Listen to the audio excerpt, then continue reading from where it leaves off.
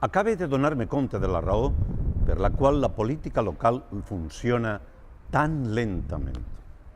Malgrat el que es puga pensar, no té res a veure amb l'edat de l'alcalde ni amb el fet que tot hagi de passar per les seues mans. Res més lluny d'això.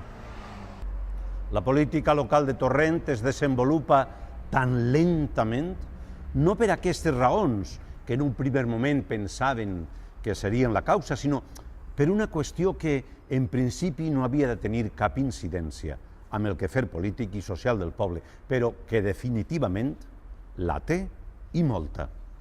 Ens movem amb tanta lentitud políticament parlant, degut a la gran densitat de semàfors per metre lineal instal·lats als nostres carrers i places. Sí, no es pense que estic boig. De no existir tants semàfors inútils al nostre poble, tot fluiria d'una manera més normal i més dinàmica, més natural. Sempre em faig la mateixa pregunta. En tocant a temes de relació social, per què quan viatgem nord enllà del Pirineu no importem els costums existents? Senzillament no ho fem perquè no ens fixem en cap altra realitat que no siga la nostra, o perquè en el cas dels nostres polítics passen del vehicle oficial a la història. En qüestió de segons ho fan.